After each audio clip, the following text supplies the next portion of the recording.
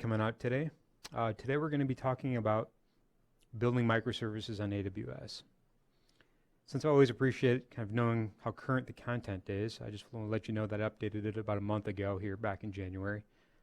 I have this presentation scheduled for about 60 minutes.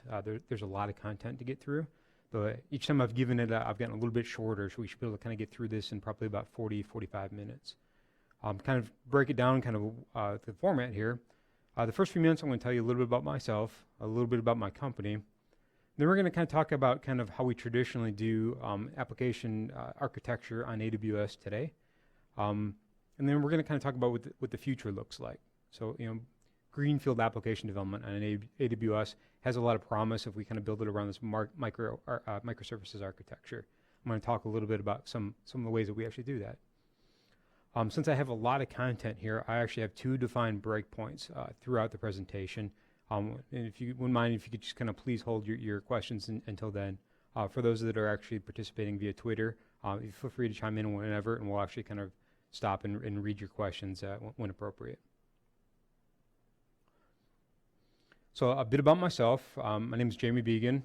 I'm the founder and CTO of Right Brain Networks. I've been using EC2 for a while, actually, since the beta back in 2006. I'm the founder and host of AWS Michigan, which is the MeetUp group here. I currently hold all 5 AWS certifications, and this is my day-to-day. I mean, I'm very technically hands-on, and this is stuff that really interests me, and I appreciate kind of sharing it with kind of the larger audience out there.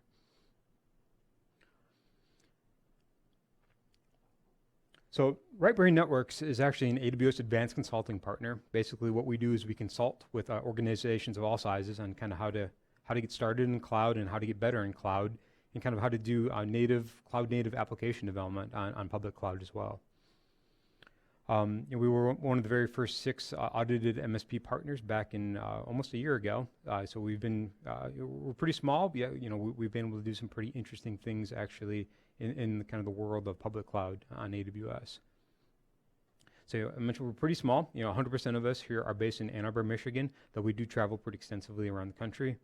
We do business for, as I mentioned, with companies of all sizes, both kind of smaller startups and kind of larger, more established companies that are kind of looking to improve the way that they're building software. So let's rewind quite a bit here, and I'm going to kind of explain kind of what the state is today without kind of public cloud, how things look.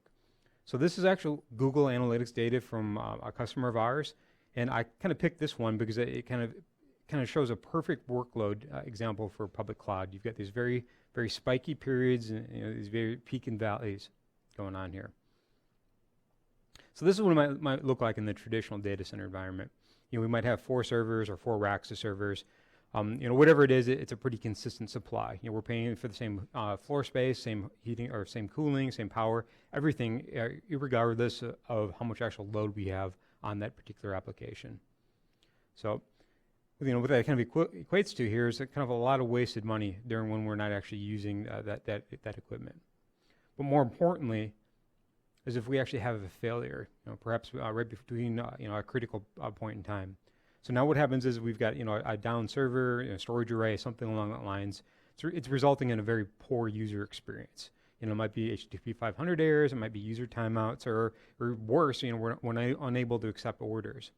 And that's going to last until we can actually get a replacement part in there and actually provision it and get it operational. So cloud kind of takes a different approach here. Or we might start off with the same equivalent amount of equipment. It's going to actually automatically scale depending on what our needs are.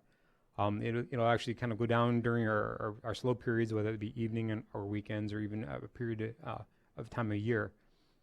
Automatically adjust as load demands. But even more cool is that it's a lot more resilient to failure. For example, if I were on a server, an EC2 instance at AWS, and I lost the server or lost a storage node, something along those lines, if my application is designed appropriately, it'll actually recognize that and kind of spin up a replacement, generally within a few minutes. So I don't have to wait around and requisition hardware or panic in the middle of the night. I call autoscaling the heart and soul of EC2. There's a lot of people that are using EC2 just like they would a traditional virtual machine by just kind of installing everything on there and kind of treating it as a unique snowflake, just as you would a physical server. You can certainly use EC2 like that, but it's definitely not the best way to use it. You really want to bake in kind of the self-healing nature, and that's done with autoscaling. So, I keep mentioning kind of a self-healing application. Let's kind of break that down a little bit, and I'll explain exactly what I mean by self-healing application. At the foundational level, you need these autoscaling groups to kind of automatically create and replace instances on demand and according to the health of the underlying infrastructure. But in front of that, we need an elastic load balancer to basically take those incoming requests and distribute them on the back-end servers within that autoscaling group. We also have the concept of multiple availability zones. And this one's a pretty tricky one for people that are kind of new to AWS. It's kind of the difference between a region and an availability zone. So here's an example. I thought this was a pretty interesting find. This is actually a map of central Ohio. Generally, Amazon's pretty tight-lipped about kind of the actual configuration of their data centers, but this was actually published in the Columbus Dispatch, which is the local newspaper there. And what we actually see is a central region that actually is going to be brought online, and it's composed of 3 different availability zones, which are denoted by the different dots. And an availability zone is a data center or a small cluster of data centers, and then they're interconnected to other availability zones within the same region via private high-speed fiber. So there's generally only about a 2 millisecond latency between these different availability zones, but they're far enough whereas, for example, a tornado isn't going to take out all 3 of them. So that's kind of the primary difference between a region, which is a group of availability zones, and an availability zone, which is either a single data center or very closely connected data centers. In CloudWatch, if you've ever done any work with AWS, you tend to understand what CloudWatch is. It's a monitoring and metrics system. However, I can kind of consider it kind of the unsung hero of AWS. It goes vastly underutilized. More so than to just kind of report on the overall health of your resources, it allows you to kind of orchestrate kind of reactions to your environment when something happens. For example, I might define using CloudWatch, perhaps I'm a trending topic on Twitter, which I'll actually show a little bit later on here. I can actually react, my application can actually grow depending on my Twitter activity is, or if I'm a trending topic on CNN or something along that lines. Or working even kind of more mundane business level metrics. I can scale on kind of the latency between when a user enters their password and presses the login button, how long that takes to respond. I can scale on that or do any other type of activity, and that's all coordinated via CloudWatch. It's a very, very powerful part of AWS's product portfolio. So, as we have got these instances or these servers kind of constantly scaling up and down, we obviously need a way to do that kind of automatically to provision them. When a new machine comes online, we obviously can't have an army of engineers, furiously typing at the console, configuring everything online. So we need a way to kind of programmatically do that. And that's done with either a server orchestration or a configuration tool. Now, there's a few options that you have. AWS obviously provides some kind of out-of-the-box solutions. Most notably, you got OpsWorks and Elastic Beanstalk. OpsWorks is basically managed Chef. Elastic Beanstalk is kind of a different design philosophy. It's a PaaS platform. It's designed to make deployments as easy as possible for kind of the more developer-focused people. I tend to call it AWS and training wheels because it kind of abstracts a lot of the autoscaling and load balancing and other types of more complicated concepts away and just allows you to simply deploy your code in the cloud. CloudFormation is quite a bit different than, in fact, I hesitated at all to actually put it as an orchestration tool, because it's really not. It's more about kind of deploying and designing kind of an overall infrastructure or architecture deployment. For example, I'd use CloudFormation to define my load balancers, my routing, my security groups, and then once I actually deploy that onto AWS, then generally when the servers come online, it's a different type of tool, say a Chef or a Puppet, that it's actually working within there. But in a pinch, you can actually abuse CloudFormation as an orchestration tool, so I kind of opted to put it in there. So standalone, I already mentioned a couple of them. If you're currently on-prem or in a data center using a Puppet or Chef, or a SaltStack, Ansible, kind of pick your poison. You can certainly continue to use that in your AWS environment as well. And in a pinch, you can actually take an existing EC2 instance and snapshot that and create an auto-scaling group based upon that configuration. It's very simple to do. The downside is it's difficult to manage because every minor little change you make to the environment, whether it be a bit of code on there or username or password, you've basically got to reburn that image and redeploy it. It's not a very scalable way to do it, but if you want to get an auto-scaling application online in a hurry, that's certainly a way to do it. So Route 53, there are other highly available DNS. You could have the most resilient application on the planet online in the cloud, but if people don't have the ability to reach it, then it's all for naught. So you want to make sure that you're using a highly scalable DNS provider. It could be Route 53, or there's a number of providers out here. I specifically put this in here because I don't advise people kind of hosting their own DNS internally at their data center or on-prem, or using kind of your typical consumer shared hosting DNS. You want to use something that's quite a bit more robust. So let's kind of visually represent what this looks like. We're taking one particular region here. This is US East 1. And we've actually got two availability zones here. We've got US East 1A and 1C. And kind of we're going to define a single autoscaling group that spans two availability zones here. And of course, in front of that, we're going to have a load balancer. Physically, this is a bit different, but conceptually, an ELB actually spans AZ, so we'll just kind of go with that to kind of simplify the illustrative purposes here. And it's pretty simple. It just takes incoming requests and kind of just round robin some amongst the different servers in the autoscaling group. Of course, we kind of need to be storing data for this application to be somewhat useful. So in this case, our persistent data store is RDS. It could be Postgres or SQL Server or whatever engine you want on RDS. In fact, it doesn't even have to be RDS itself. It could be S3. It could be block storage. But in this case, we're using RDS. And we're using the HA configuration of RDS, which is basically an active and a passive node. So we've got an active node in one AZ that's kind of doing synchronous replication over to the standby database in the other AZ. And then we have all the read writes occurring to the master and again getting replicated over to the standby database. This is a pretty simple, I'd call it a 2.5 tier application on AWS. It's our load balancer and then our combination application web tier and then our persistent data tier. So let's say we actually get a scale up event. Suddenly we're the hot topic on Twitter or Facebook and our traffic's blowing up. So we get a rush of data to the ELB, and that basically kicks off some various rules that we have set up. Perhaps we know that our application's CPU bound, so we might actually scale on if the aggregate CPU utilization across our autoscaling group is above 90% for 5 minutes, as an example metric. It knows to bring additional servers online, kind of provisions them, and then basically plugs themselves in a load balancer, and then they connect back to the database, and suddenly we've doubled our compute capacity. More importantly, though, let's say that in the heat of all this, we have some sort of hardware failure at AWS, which we didn't predict. Not a problem. It automatically detects that we actually have a failure here, does a little bit of kind of internal DNS trickery, and kind of sends everybody over to the standby node. This is actually a pretty cool feature of RDS. I don't know whether you've ever set up kind of replication in the database world, MySQL, Postgres. That all can be a very difficult thing to set up and maintain. With RDS, it's kind of a point-and-click configuration.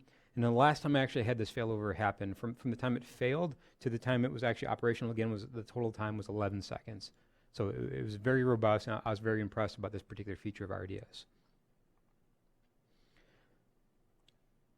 A replacement comes online, and then replication simply just reverts back in the other direction.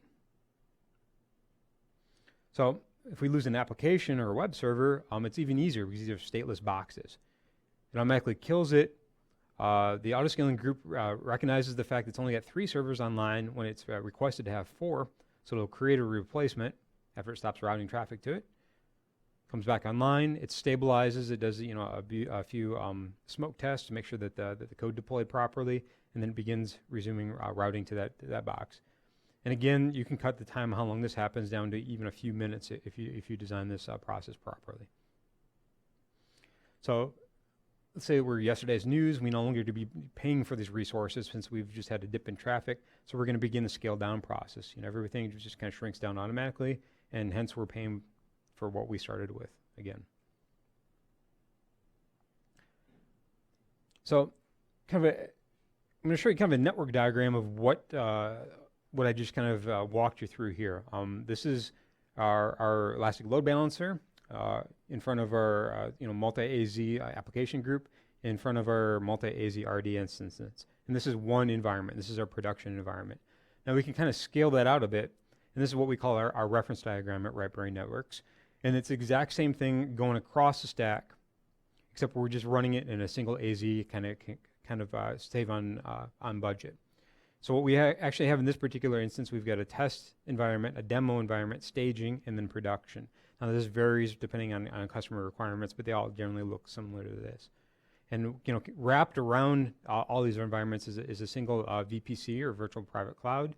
And since we're inside of VPC, we obviously need an ability to kind of get outside the VPC. So we have a couple of DMZ subnets defined with a couple of load balanced NAT boxes as well, HA NAT boxes.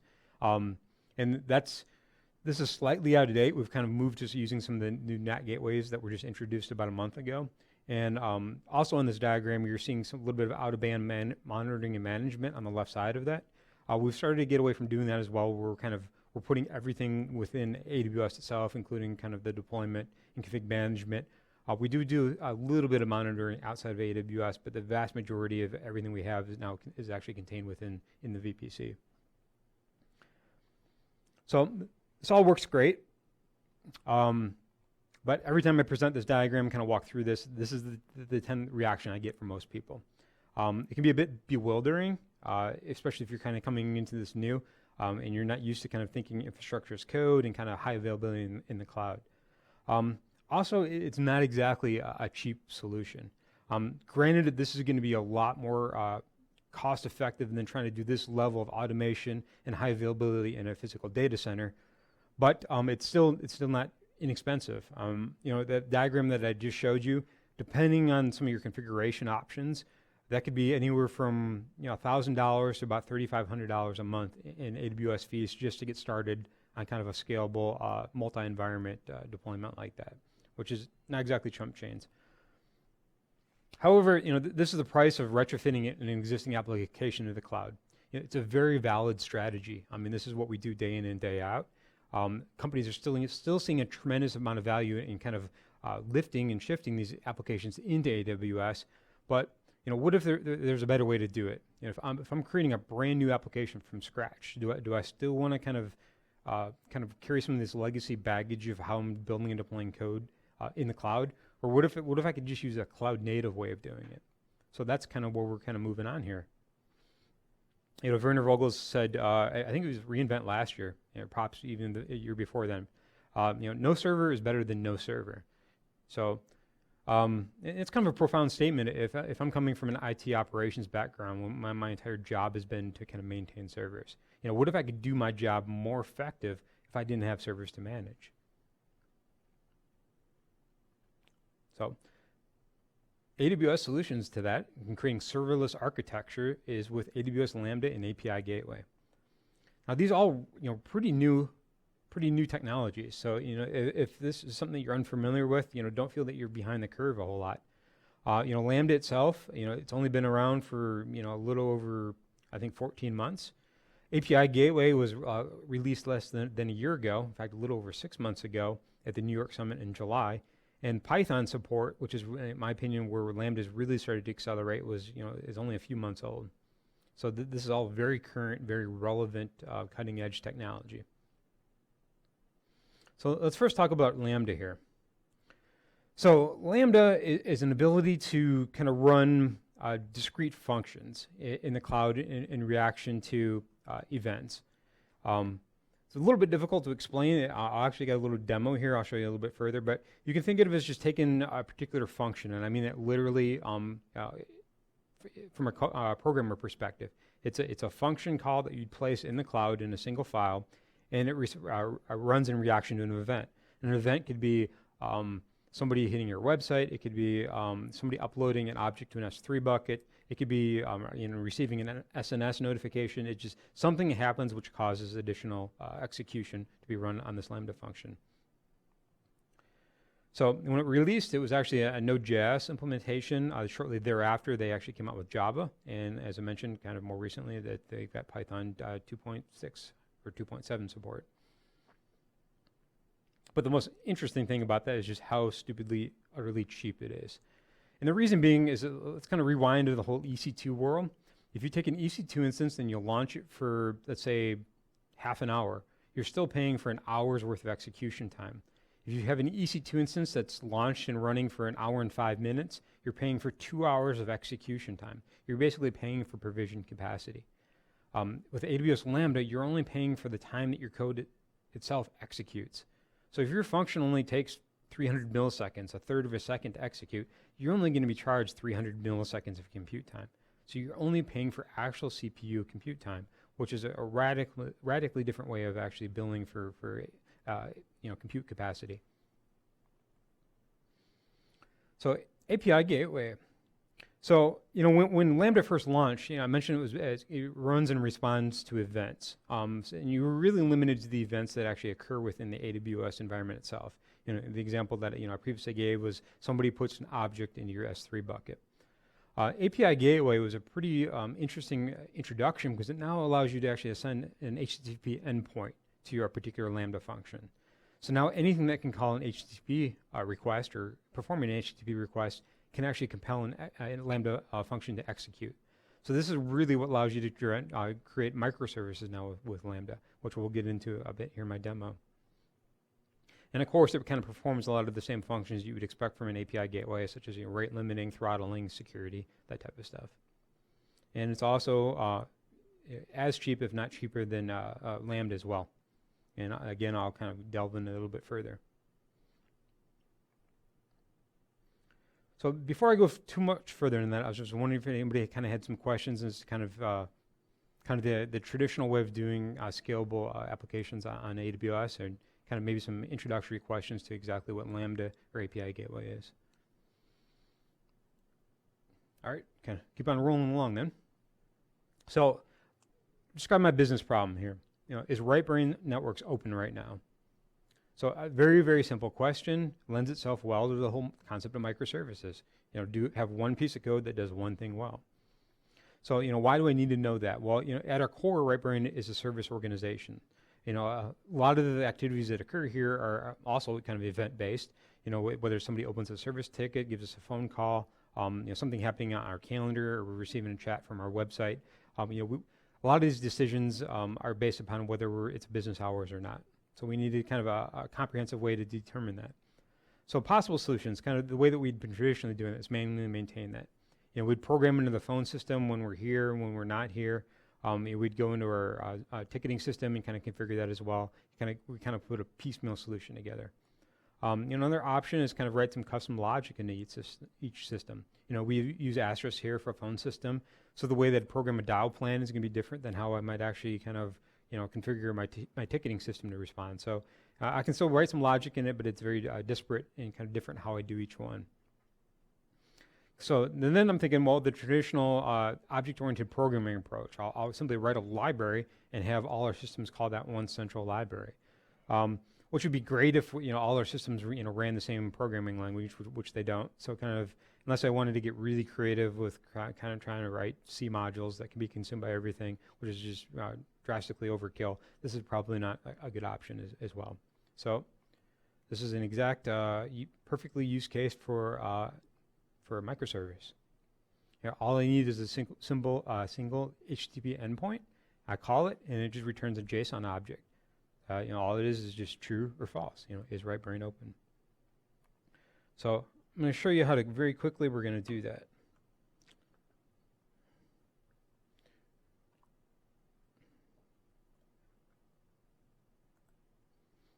Okay, so this is let's find my mouse here.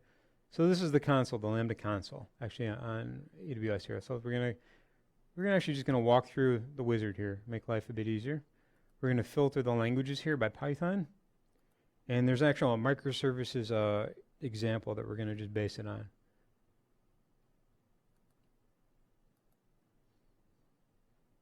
Okay, so we're gonna name it. We're going to name it RBN biz hours. It's the name of our function. We're going to leave everything else pretty much the same here. And mouse.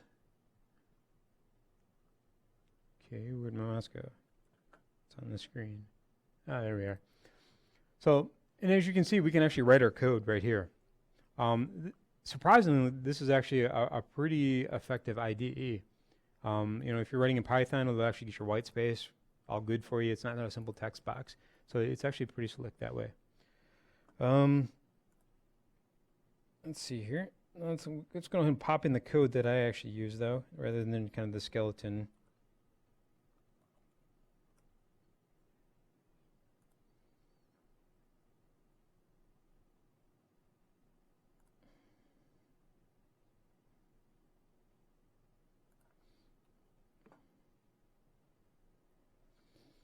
All right.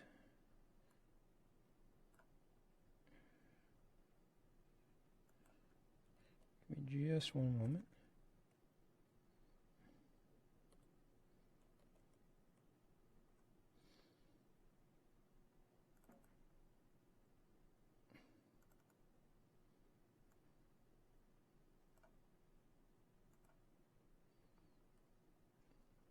Okay.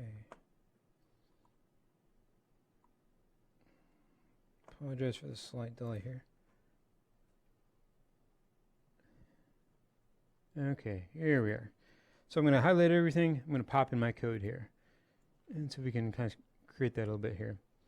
So this is a pretty simple Lambda function. I'm importing a library called holidays, date, time, some of the time zone stuff for handling conversions there. And I define which days were open, actually which ones were closed, and I omit Martin Luther King and Columbus Day. We're also closed the day after Thanksgiving. And then I'm basically looking, the time of day and looking for weekends. Pretty simple stuff. And then I simply return a JSON object equal to the value of that function, which is a true or false boolean.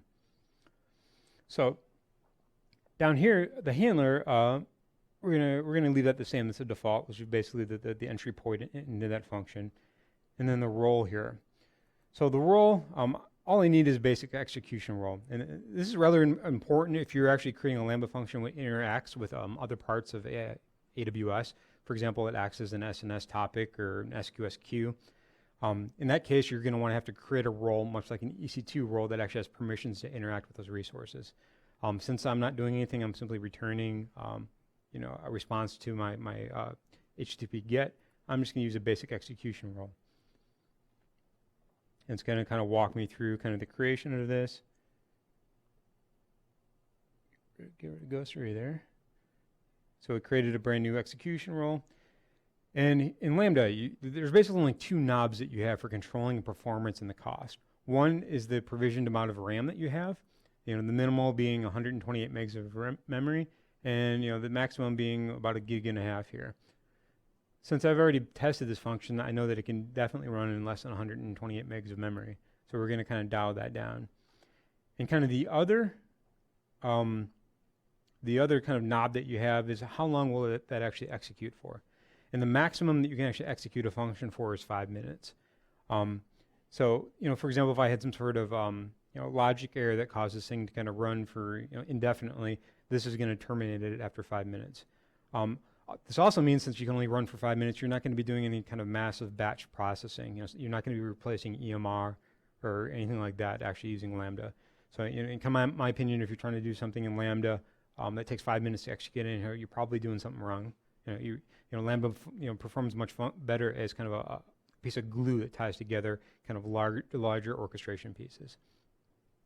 So my timeout, since this is not making any call to any external resources, is we'll go ahead and just set that at say 15 seconds.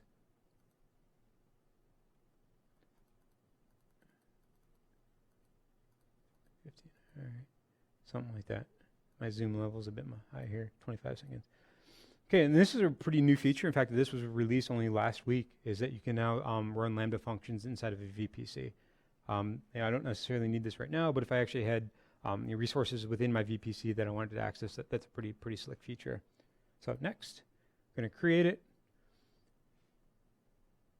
And it's automatically going to configure the API gateway here for us using the deployment stage, and we're only doing a get. We don't have to do any post or put.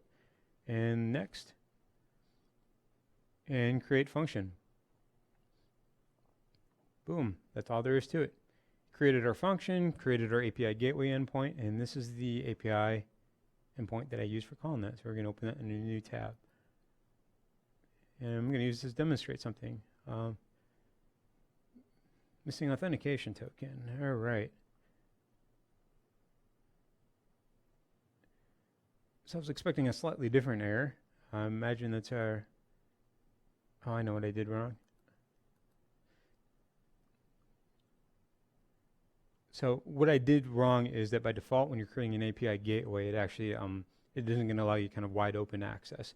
And I kind of skipped over that portion in the wizard here. I should have said it allowed it wide open, and then I would have clicked on it, and it would have actually shown exactly what I said there. Now, one different actually would have created a different error, which I was trying to provoke. It would have given you this kind of cryptic error about unable to do certain find a bit of code, but it wouldn't exactly tell you what the problem was. And what that issue was is if you're actually if you're using basically Python code using the standard library, you're feel free to actually edit it in that CLI. Works well. What I actually did though that would have tripped that up is I imported that holidays module, and since holidays module is not part of the standard standard library, it would have given me an error message which was different than this one. So how you would have normally gotten taken care of that is when you're using something from the external library. What you've actually got to do is you create a zip file containing both your custom code and the library files, and then you actually upload it via the CLI here. So I actually wrote a batch file to do that for me. And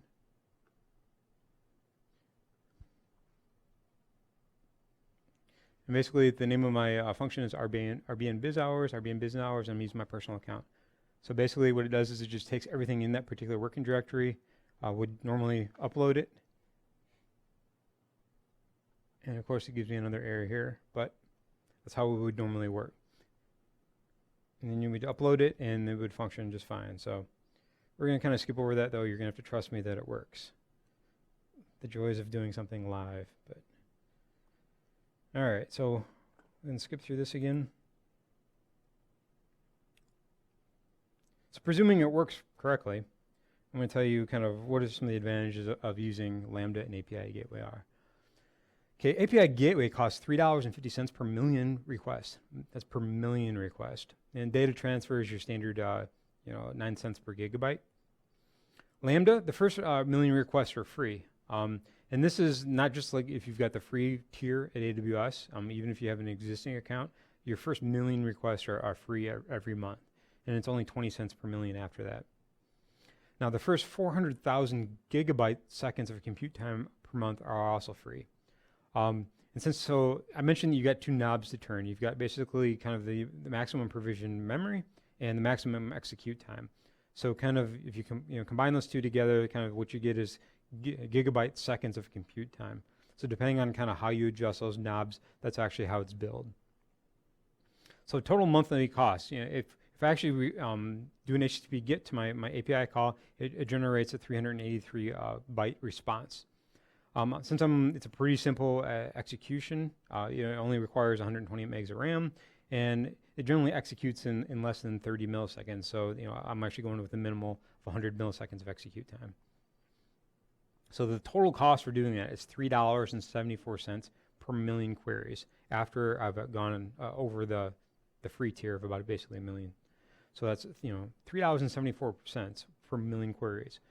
To do something equivalently in AWS in an HA, an autoscaling environment, it's going to be an order of magnitude or two, just to kind of get started doing that. So, our cloud native based application, based microservices, it has the potential to save some serious cash.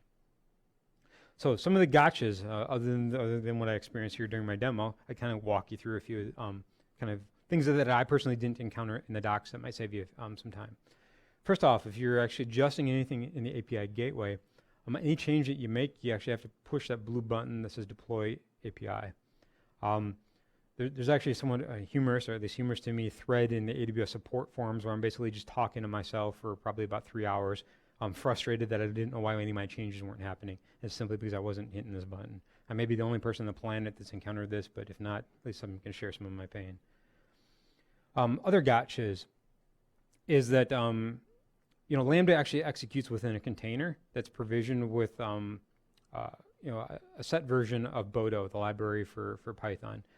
When I was actually playing around with this, there was an occurrence where I needed a newer version of Bodo that was actually included on that particular image.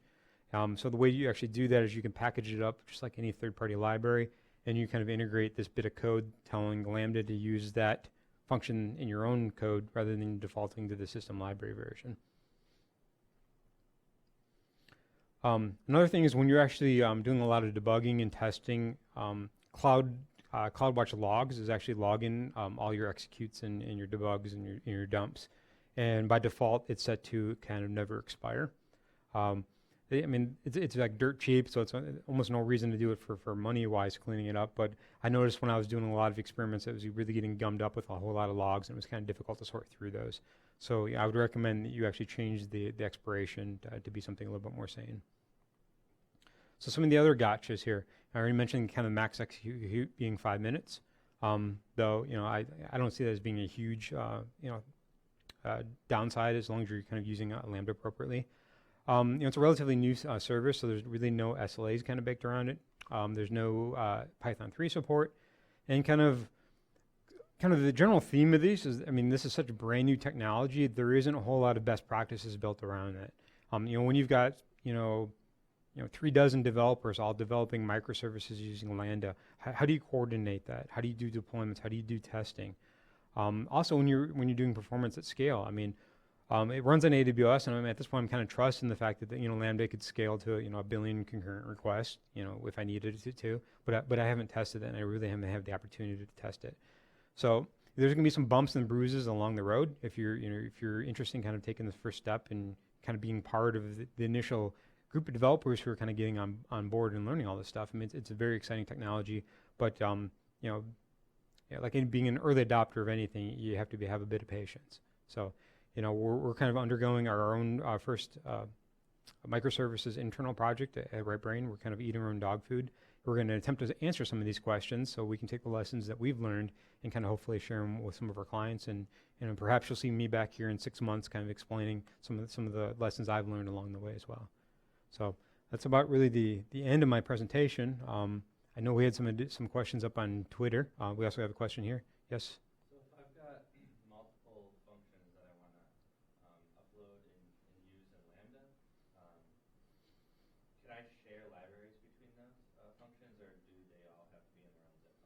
Yeah, so that's a pretty common question, and it's one of the challenges that I've kind of elucidated here. How do you use shared libraries amongst different functions? I've gotten that question a lot. There is a way that you can actually kind of do that by, I'm going to say tricking Lambda, because I mentioned these are all kind of containers. They're essentially Docker containers underneath it. You can kind of burn your own custom AMI and kind of upload it with your own library. I think that's, I don't know whether that's supported or not. It doesn't sound like a very elegant way of doing things. I would think, if you're writing microservices, they're probably going to have their own self-contained library. And if it needs to reach across to another particular function, it probably should use its own microservice architecture, but should probably do an HTTP call out to itself. Now, obviously, it's going to have some impact on performance. That kind of goes back to kind of being uncertain of how this actually is going to function at scale. And a lot of these complex questions, I don't yet have answers for, but I'm hoping to actually get answers as we get a little bit more familiar with it. But thank you. Yes, sir. Anything out on Twitter sphere there? Yeah, there's one on Twitter, actually. Do you know if Lambda functions can pass variables to each other? If Lambda functions can pass variables to each other. Trying to figure out how and what context would you want to do that. You would simply call another function and use that as an input parameter to that particular function, just like I think you would in any type of normal application. Because each Lambda function is running in its own discrete container. There isn't going to be a way to, I think, reliably kind of access the file system between the two of them. And you certainly aren't going to have anything like shared memory access. So everything's going to have to be done through the interface provided via Lambda. Mm-hmm. I have another one. Can Lambda functions call each other directly? So like executing another one, you just call. Can Lambda files or Lambda functions execute each other directly? I mean, to kind of like chain together execution. It's a good question. I mean, by putting API Gateway between the two of them, so one Lambda doing like basically a curl call to another one, that one I'd be very surprised if you couldn't do that one. Now to actually be able to call Lambda without kind of an intermediate API Gateway, that's a good question. I honestly don't know the answer to that.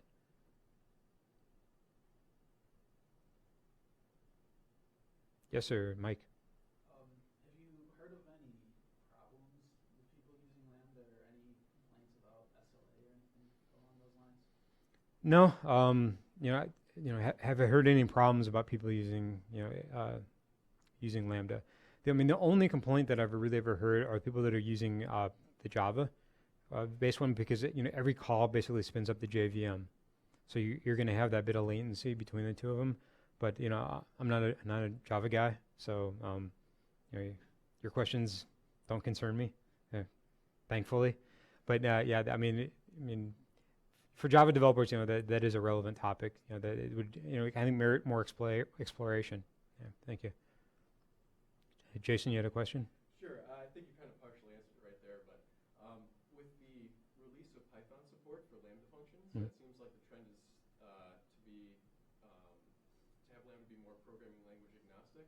I was wondering if you encountered any significant differences in performance between different programming languages. You just mentioned that Java is one of them, but any other significant differences you can think of? I barely know how to spell Java. I'm an okay JavaScript guy, though I pretend not to know it just to avoid the pain. I'm pretty decent with Python, so like 90% of my experience working with Lambda is going to be Python. Before they introduced Python support, I did play around with JavaScript a little bit, and actually wrote a function that we use at RightBrain today, or basically any kind of cloud trail activity that occurs. So basically in AWS, if you perform an API call, to modify a security group, launch an EC2 instance, that information is logged in CloudTrail. And we've got a Lambda function written in JavaScript that basically checks those logs. It runs in response to a text file being posted to an S3 bucket. And it ingests that logs files and looks through interesting events. So for example, it might look for somebody changing the security group. In that case, it'll actually open up a ticket in our ticketing system and alert our operations team, hey, somebody changed the security group, don't know if this is an issue or not, but something you might want to look at. It's not running on a huge amount of load, but that one's been pretty performant. That's been awesome. I haven't really created any like heavy-duty real-time and interactive type applications yet, and that continues to kind of be somewhat of an unknown. The first problem that I'm trying to solve is kind of isn't so much performance related of the application, but performance of developers. I can see a lot of potential problems when people are trying to collaborate. To Ian's question about how do you actually share library functions and stuff like that. I think that's the performance problem that I need to solve first, and then kind of the at scale of actual execution time is going to be something further down the road once I figured out the harder stuff. Yep. Yes, Mike, question. Yeah, so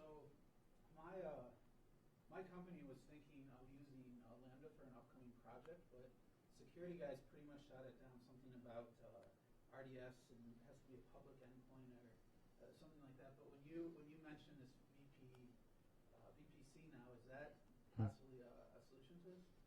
Sure. So I'll kind of rephrase the question in the fact that I earlier mentioned that they just introduced the VPC support in Lambda, and kind of what's the relevance of that to me or to my security operations folks. So VPC is an ability to kind of quarantine off a portion of the AWS cloud and give you much more granular control over that. You get to control the security group, network ACLs. You get your own private IP addresses that you're going to assign.